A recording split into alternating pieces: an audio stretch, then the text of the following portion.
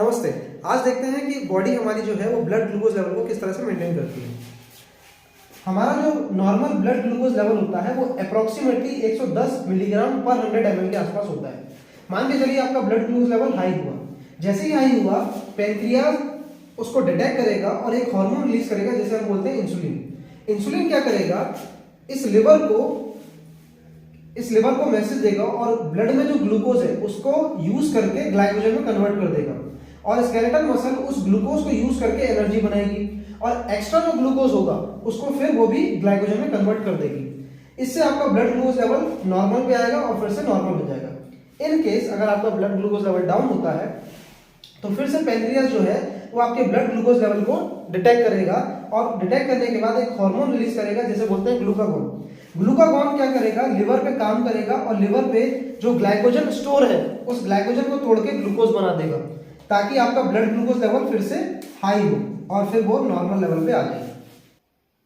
अब देखते हैं कि ब्लड में ग्लूकोज का लेवल किस तरह से मेंटेन होता है जब हम एक्सरसाइज करते हैं या फिर एक्सरसाइज के दौरान ब्लड ग्लूकोज लेवल में क्या क्या चेंजेस आते हैं।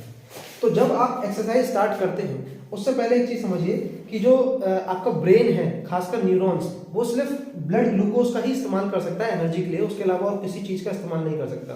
तो ये जरूरी हो जाता है कि ब्लड ग्लूकोज लेवल हाई रहे।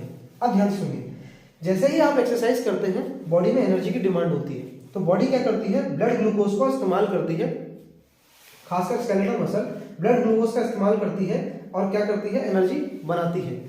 लेकिन जैसे जैसे आप वर्कआउट करते चले जाएंगे ब्लड में ग्लूकोज का लेवल क्या होगा, ग्लूकोज का लेवल डाउन होता चला जाएगा।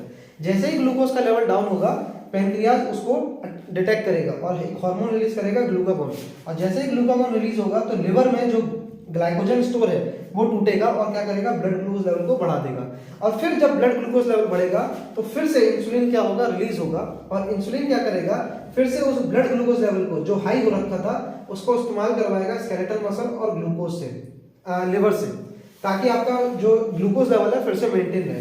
तो दोनों का, ग्लूकागॉन और इंसुलिन, आपस में कंटिन्यूअस काम करते रहते हैं ताकि ब्लड ग्लूकोज लेवल मेंटेन रहे ड्यूरिंग एक्सरसाइज।